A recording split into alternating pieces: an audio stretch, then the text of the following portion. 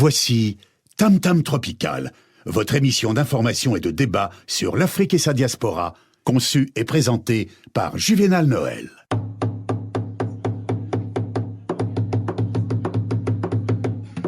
Plusieurs siècles avant la création du télégraphe, au cœur de la forêt équatoriale d'Afrique, les populations communiquaient déjà à distance, grâce au tam-tam. En un temps record, des messages étaient relayés dans plusieurs contrées. Tam Tam Tropical, l'Afrique chez vous, chaque mardi de 19h à 20h sur Radio Pluriel.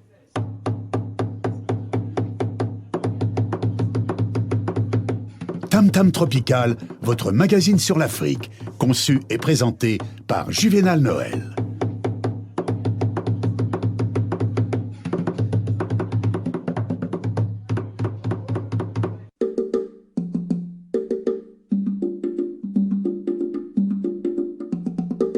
Bonsoir, en titre à la une de ce matin, ce sont les États-Unis qui se sont dit profondément préoccupés par le massacre présumé des civils dans la province du Kasaï par les éléments des forces armées de la République démocratique du Congo.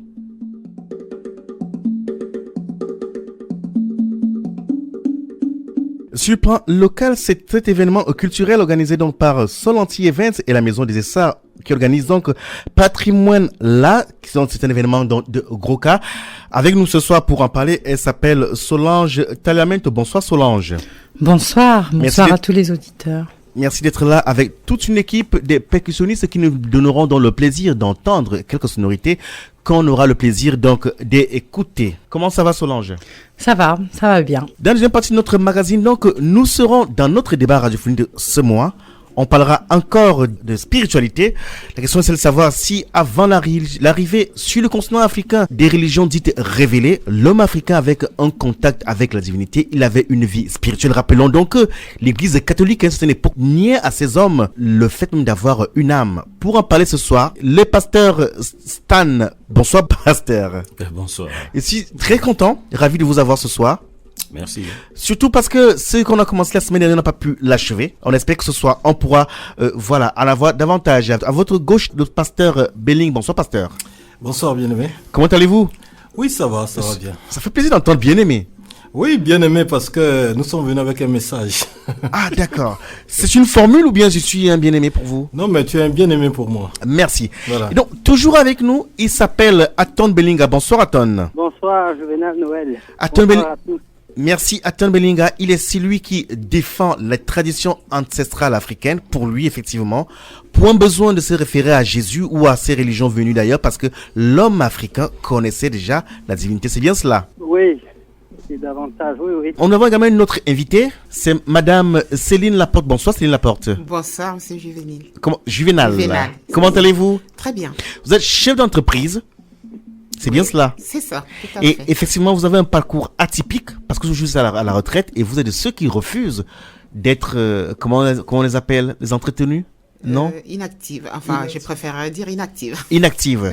Voilà, notre plateau, il est plein. Et donc, on va donc repartir vers Solange de Solanti Éveil pour nous dire concrètement, c'est quoi la différence entre ce que vous organisez donc le samedi prochain et les autres? Alors, en novembre 2014, le gros cas a été reconnu patrimoine immatériel culturel de l'humanité. Ça veut dire quoi concrètement? Par l'UNESCO. Ça veut dire que culturellement, maintenant, on est reconnu mondialement comme une culture à échelle mondiale. C'est quoi le gros cas? Le gros cas, c'est le chant, la musique et la danse traditionnelle de la Guadeloupe. D'accord. Et donc, vous avez voulu nous faire plaisir ce soir. Vous êtes venu avec des percussionnistes. C'est Rodrigue, c'est bien cela, Rodrigue? Non, c'est Rinel, c'est le chanteur de Solanti Events du groupe Soleil des Antilles. D'accord. Il a mis la main sur ses lèvres. Il n'a pas parlé? Non, je préfère laisser le soin à la présidente de parler. De parler, parce que vous parlerez avec votre... Lui, il chante, il parle pas. Il chante, il parle pas. Il y a un instrument également. Non. Il y a un gros problème. Si je chante et que je ne parle pas, là, il y a un gros problème. Je chante et je parle. Il parle en chantant. Je laisse le soin à la présidente de parler. Alors, quel est l'objectif donc visé par cet événement, Solange? Alors, l'objectif, c'est de mettre la lumière sur le gros cas. Oui. Et donc, sur ce qu'on fait, on fait venir sur cet événement-là un groupe qui s'appelle Bilou de Groca, qui vient de Paris. Pourquoi de Paris? Il y a de bons groupes à Lyon. Il y a de bons groupes à Lyon, mais ça permet aussi de faire découvrir des choses différentes que ce qui se passe à Lyon. On fait beaucoup d'événements autour de la tradition à Lyon avec Solanti Event. Et pour la première fois, on a décidé de faire venir un groupe de Paris. Donc, rappelons, nos événements auront lieu samedi prochain à 18h. Ce sera à la Maison des Essarts. C'est au 21 rue du Parc à Bron. Exactement. Quelle est la particularité de cet événement cette année? Alors, la particularité, donc, d'habitude, on fait un dîner-spectacle. Cette année, on a fait un concert, un spectacle, donc avec le groupe Soleil des Antilles, donc le concert Bilou de Groca, le spectacle Soleil des Antilles, et avec un coup de tambour. Un coup de tambour. Ça veut dire que on va réunir les deux groupes à un moment donné, et d'autres percussionnistes qui vont arriver de Montpellier, qui vont arriver d'ailleurs. D'accord. Donc on va donc laisser l'artiste nous faire profiter de sa musique. Allez-y.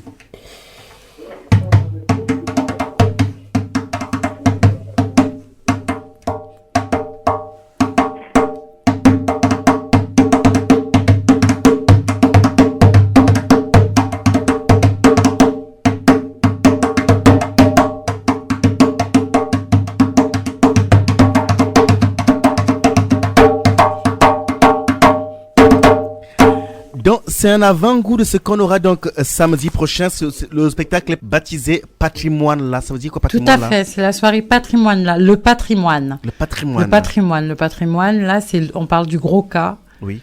Patrimoine immatériel, culturel de l'humanité. Si ce n'est que pour entendre ça, on ne viendrait pas. Qu'y a-t-il?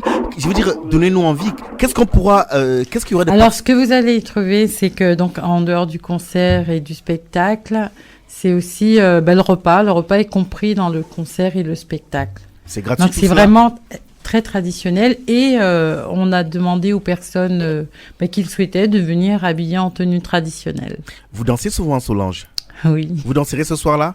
Ce soir-là, oui, je danserai. Je dois reconnaître que Solange, c'est une grande danseuse. Et donc, j'encourage ceux qui nous écoutent ce soir à aller encourager ce groupe qui permet aujourd'hui de remettre en avant cette tradition de la diaspora. Oui, effectivement, ceux qui sont de la Guadeloupe et outre les ultramarins. Oui, tout à fait. Font pas uniquement pour tout le monde. Pour tout le monde, c'est la diaspora, sont les diasporas africaines.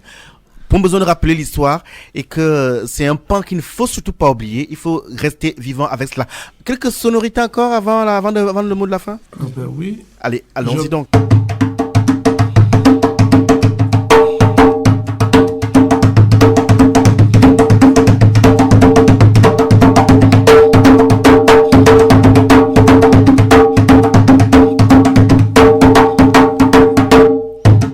Merci donc à Solange et à toute l'équipe qui est venue.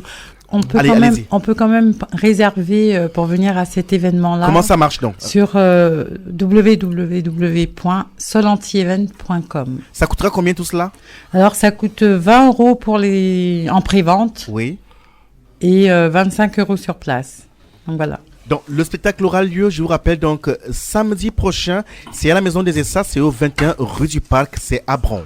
Je n'ai pas parlé. Alors, je tenais à remercier déjà, en tant qu'animateur de Radio Pluriel. À votre service. Voilà, merci de nous avoir accueillis. Et je pense qu'avec tous nos auditeurs et nos auditrices qui étaient là au jour d'aujourd'hui, à la prochaine. Et surtout à nos invités aussi, je leur fais grand bravo. Ils seront présents. Merci encore. Merci beaucoup. Allez, au revoir. Au plaisir. Merci. Tam Tam Tropical, c'est tous les mardis soirs de 19h à 20h sur Radio Pluriel.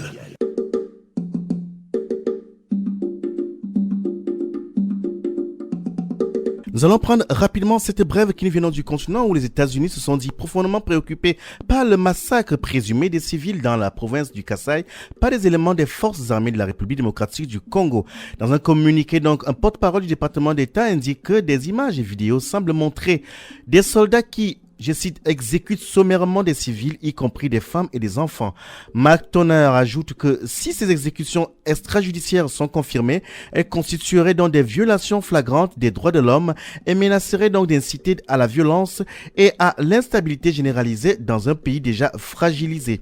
Washington exhorte les autorités de mener une enquête approfondie en collaboration avec les organisations internationales de défense des droits de l'homme pour identifier les auteurs de ces crimes et les traduire en justice. Les violences qui ont éclaté en septembre 2016 entre les forces de l'ordre et la milice Kwamina Nsapu ont fait au moins 200 morts. Des élus locaux ont mis en cause la responsabilité des autorités en leur reprochant une mauvaise gestion de la crise et une réponse purement militaire. Vous écoutez Tam Tam Tropical sur Radio Pluriel.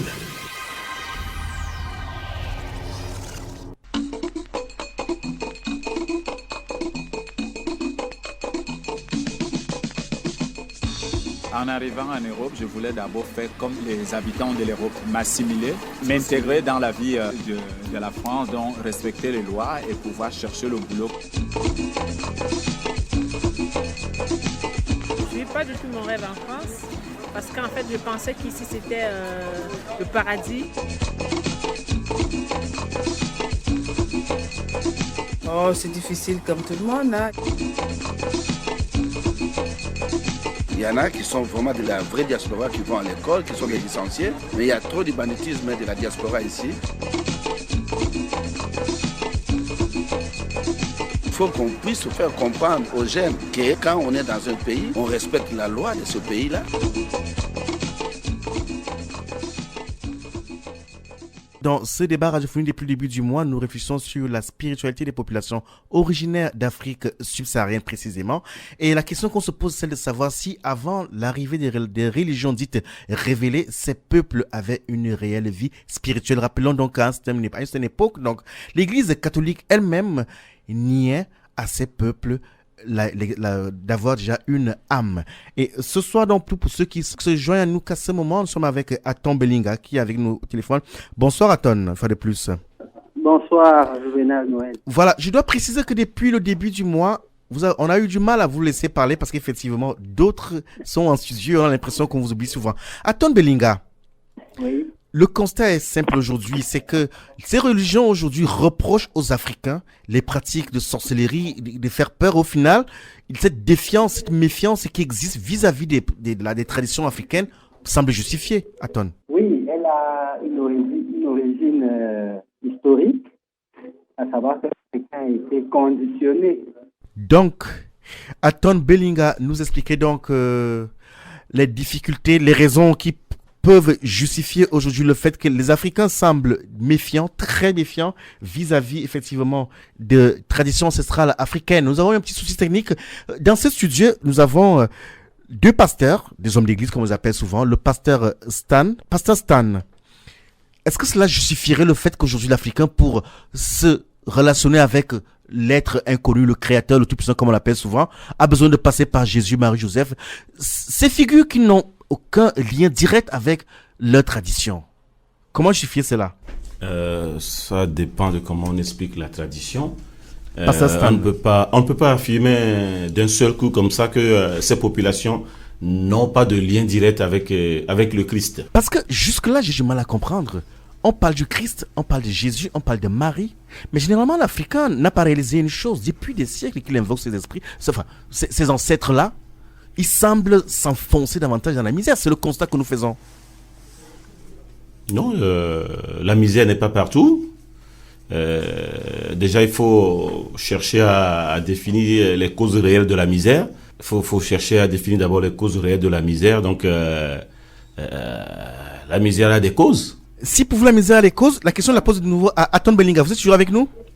Oui, j'ai été coupé. Oui, on a été coupé.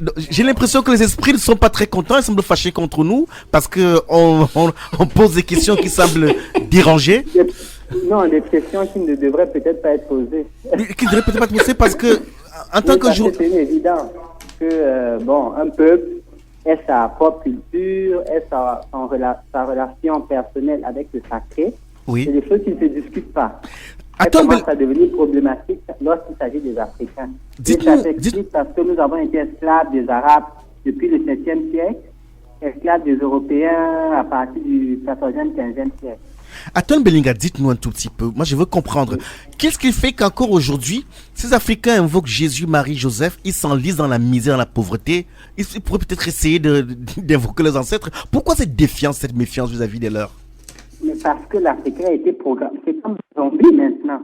Il a été programmé pour être ennemi de ce qui vient de lui, de sa culture, de ses formes d'expression religieuse, traditionnelle, spirituelle. Donc, il est le produit de ce processus-là. C'est tout à fait normal qu'on constate qu'il se comporte de cette manière, puisqu'il a été programmé pour ça. On l'a éduqué à se renier. Et vous savez que ce reniement ne concerne pas simplement ses traditions, sa culture. Ce reniement concerne sa personne, son identité, son humanité. Attends, Belinga. Parmi les Africains qui se blanchissent la peau. Dites-moi, attends, Belinga. Oui. J'entends ce que vous dites, mais finalement, on a l'impression que c'est sur la faute aux autres. C'est-à-dire, c'est autrui qui a poussé la... Oui. On ne peut pas ne pas revenir sur les causes qui ont provoqué cet état de choses. Bien. Il faut bien savoir que pendant 4 siècles de violence européenne, l'Africain était amené à se renier. Et l'une des choses qui était pratiquée, peut-être que vous ne savez pas, c'était qu'on demandait aux Africains pris en esclavage de se christianiser parce que leur sort serait peut-être un peu meilleur une fois qu'ils seraient chrétiens. On sait que ce n'est pas ce qui s'est passé. Bien, merci. Mais la christianisation était une technique aussi pour les Africains, c'était un moyen de survie. Bien, merci Tom Belinga. Voilà, on a une idée de ce que de votre opinion sur la question. Il y a une invitée qui est avec nous ce soir. C'est une dame, elle s'appelle Madame Céline Laporte. Bonsoir Madame Laporte. Bonsoir Juvenal. Vous connaissez l'Afrique, vous êtes d'origine africaine. Oui. Et vous êtes chrétienne, c'est cela? Tout à fait. Depuis plusieurs années, vous êtes en France, vous êtes chef d'entreprise aujourd'hui. Oui. Après un parcours une formation dans le domaine sanitaire. J'aimerais comprendre, vous, avec une expérience africaine, avec ce que vous avez comme expérience aujourd'hui, vous restez chrétienne? Ah, je reste chrétienne, tout à fait. Quand vous invoquez le Jésus, Marie, Joseph et les autres, est-ce que vous vous sentez en communion avec vous-même? Déjà, je n'invoque pas Jésus, Marie. Comment vous faites? Voilà, dites-nous. Moi, parce que je suis chrétienne, témoin de Jéhovah. Je sais que Jéhovah, c'est le créateur. Donc, je prie Jéhovah et je transmets ma prière à Jésus. Parce que Jésus nous sert d'intermédiaire entre Jéhovah, le créateur, et nous. C'est pour cette raison que Marie, c'est une personne qui a eu un grand privilège d'avoir été la mère de Jésus, certes, mais ça s'arrête là, c'est un humain comme nous. Je dois avouer que votre parcours est assez atypique et on vous invitera durant le mois de mars, durant le mois durant lequel, à Pluriel, nous célébrons la femme d'origine africaine. On reviendra sur la force de votre personnalité, mais ce soir, on vous pousse un peu sur ce terrain parce qu'on se dit quand même qu'avec... Ça fait combien de temps que vous êtes en France? Ça fait 44 ans. Très bien. Vous avez grandi en Afrique? Tout à fait. Et vous, quand vous vous relationnez, est-ce que vous n'avez pas un besoin de vous retrouver avec vos ancêtres, par exemple? J'ai toujours le besoin de me retrouver avec mes ancêtres. J'ai les souvenirs de mes parents, mon père, ma mère, ceux que j'ai perdus. Oui. Et j'ai surtout la grande espérance de dire que la Bible dit que, c'est l'apôtre Paul qui le dit, que nous avons une certitude qu'il va y avoir une résurrection tant des justes que des injustes. C'est là où je suis très frappé parce que je constate que l'homme africain semble très ancré dans la Bible, qui, somme toute, qui est un très bon document, d'accord, de culture, et même qui peut permettre à une personne d'être structurée. Mais malgré tout cela, on parle dans la Bible et dans l'Ancien Testament. Et il y a beaucoup de similitudes avec ce qu'on retrouve sur le continent. Mais n'empêche que vous semblez, c'est-à-dire quand je vous dis vous, l'Africain semble ne pas se rapprocher de ses propres origines. Pasteur Belling. Oui, bien aimé, je répète encore bien aimé. Ouais. Pourquoi cette absence de sa propre tradition? Il y a une coupure quand même.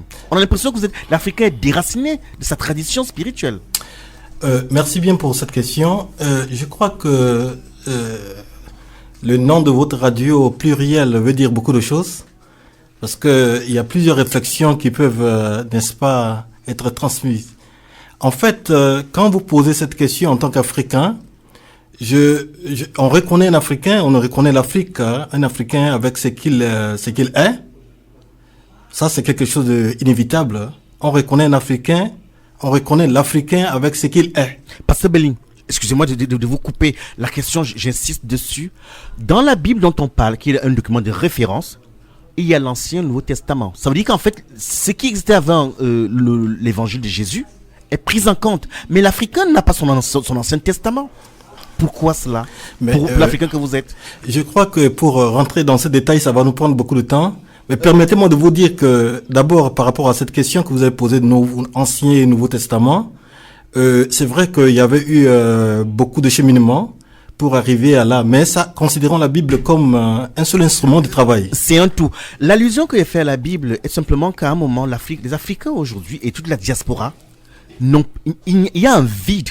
Il y a une coupure entre ce qui existait avant cette bonne nouvelle venue, arrivée d'ailleurs, et ce qu'ils sont. J'ai envie de dire, mais au final, est-ce que la source des malheurs même de l'Africain vient du fait qu'ils semblent coupés de leurs racines traditionnelles, spirituelles? Ils sont en errance aujourd'hui. C'est le peuple d'ailleurs l'Afrique dont on parle sur le plan économique des richesses, mais ces peuples-là symbolisent aussi la misère. D'accord.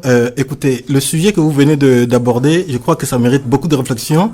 Mais permettez-moi de vous dire que, en fait, nous pensons que l'évangile ou alors la Bible, quand nous avons reçu la Bible, c'est en fait pour nous coloniser ou pour nous amener à pouvoir, n'est-ce pas, suivre une autre vie. Mais en fait, la Bible est un instrument pour nous donner de vivre d'une manière décente.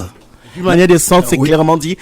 On la trouve chez quelques Africains, mais de manière générale, ils symbolisent la misère. Je repars vers Aton Belling. Dites-nous, vous qui prônez la tradition africaine, pourquoi cela ne prend pas? Pourquoi votre discours ne passe pas aujourd'hui? Parce que je vous dis qu'il y a un héritage de 400 ans.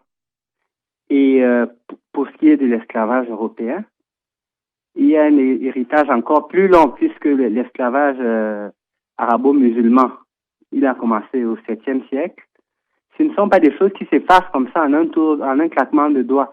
Récemment, il y a eu un attentat terroriste à Montréal. C'est un Canadien qui est l'auteur de l'attentat. Et je parle sous réserve de la correction de Yenaya Ouattara. Alors, elle m'a appris que dans les services publics d'autres villes que Montréal, il a été fait une note demandant à ceux qui voulaient bien suivre une thérapie ou alors un suivi psychologique à la suite de cet attentat-là. Vous vous rendez compte? Ils ne sont pas de la même ville, mais l'attentat a été suffisamment traumatisant pour qu'on leur propose un suivi psychologique. Imaginez donc un peuple qui a dû fuir, qui a vu les siens décimés chaque jour, pendant combien de siècles? Vous pensez que les séquelles de tout ce traumatisme-là ont disparu? Attends, Bellinga, alors à vous entendre aujourd'hui, les Africains sont traumatisés, c'est bien cela? Bien sûr, et nos comportements au quotidien montrent qu'il y a un problème. Vous donnez un crayon à un petit enfant d'Afrique, il va vous dessiner un Européen. Vous lui donnez un crayon et une feuille, il vous dit dessine quelqu'un. Vous regardez la personne qui l'a dessiné, c'est un Européen. Attends, vous voyez la poupée qui est le reflet de la femme en devenir, de la petite fille africaine. Sa poupée est une Européenne. Mais il y a tellement d'indices qui montrent qu'il y a quelque chose dans notre identité qui a été cassée que la question ne devrait même pas se poser. Bien, c'est entendu. Et je me tourne vers le pasteur Stan qui est face à moi. Pasteur Stan, est-ce que ce que là, Aton Belling est en train de décrire tout un peuple comme étant des traumatisés, des personnes qui sont en souffrance, est-ce que vous vous reconnaissez dans cette description-là? Je ne connais pas dans cette description. À un moment donné, il faut sortir de cette histoire. Dites-nous. On sort de cette histoire. Comment on sortirait? Je dis, quand vous sillonnez un peu l'Afrique, oui, vous allez voir, on a toujours les mêmes pratiques. Lesquelles? Tout ce qui est les pratiques qu'on retrouve à l'époque en Égypte. C'est-à-dire les statuettes par-ci, oui, dans nos coutumes, dans nos façons de faire, mais qui, des fois, nous amènent directement dans la pauvreté. Je fais aussi référence à la croix que certains chrétiens portent, par exemple. Jésus n'est plus sur la croix. C'est une façon Jésus n'est plus sur la croix. L'histoire de croix, ça dépend de la conviction de tout un chacun. Mais vous regardez en Afrique, vous voyez dans nos pratiques, mais ce sont des pratiques qui sont démodées, des pratiques qui n'ont rien à voir. Vous sillonnez certains peuples, par exemple, après les récoltes, on se dit, bon, on va quand même sacrifier certaines parties des récoltes à nos dieux avant de manger. Donc, Pasteur Stan, excuse-moi. Quand vous parlez des statues, moi j'ai l'impression que j'ai, c'est un constat de manière empirique, c'est que ça ressemble à ce qu'on appelle ici un doudou qu'on donne à un petit enfant pour avoir quelque chose où il projette son énergie, d'accord, pour avoir l'impression d'avoir une présence. Ça se voit avec des amulettes, ça se voit, à mon sens. Cela, c'est aussi une forme de spiritualité, c'est une manière d'avoir un support matériel. Quelle manière est cela, par exemple? Non, l'homme déchu a toujours tendance L'homme comment? L'homme déchu. Lequel? L'homme déchu, c'est l'homme qui ne connaît pas Dieu, c'est l'homme à l'état brut, sauvage. C'est quand lequel? je dis sauvage, l'Africain? Non, pas l'Africain, l'homme déchu, l'homme, voilà, qui n'a pas accepté le Seigneur. C'est qui le Seigneur? Il est où? Le Seigneur Jésus comme l'unique, voilà. Donc du coup, je disais, il est temps qu'on sorte de ces pratiques-là. Comment sortir de cette pratique-là? Parce que l'homme a tendance toujours à croire en quelque chose qu'il représente. Heureusement que on n'a pas l'image. Si jamais Dieu se montrait et qu'on a l'image de Dieu, je pense que ça va être l'homme va aller dans des dérapages pas possibles. Très bien. Pour vous, effectivement, le fait d'avoir des références matérielles où on peut projeter son esprit, c'est quoi de l'animisme, c'est ça, à votre avis? Dans certains pays, on peut dire que c'est pas de l'animisme, mais c'est une représentation. On ne peut pas faire une représentation de Dieu parce que Dieu, on ne l'a jamais vu. Dieu dit il faut l'aimer et aimer son prochain comme soi-même. Donc quand je vois mon prochain, je vois en quelque sorte en lui l'image de Dieu. Merci beaucoup, Pasteur Stan. On aura du mal à conclure. Nous avons une dernière émission la semaine prochaine. On s'efforcera d'avoir beaucoup plus de temps. Ce soir, amis auditeurs, on s'excuse du retard parce qu'effectivement, nous avons eu un sérieux souci technique. Mardi prochain, nous espérons que nos pasteurs seront encore là avec Acton Belinga et essayer de creuser davantage dans cette réflexion. Merci à vous, amis auditeurs. Merci d'être fidèles et on se retrouve mardi prochain pour une autre réflexion sur la spiritualité des populations d'origine africaine. Du télégraphe, au cœur de la forêt équatoriale d'Afrique, les populations communiquaient déjà à distance, grâce au tam-tam.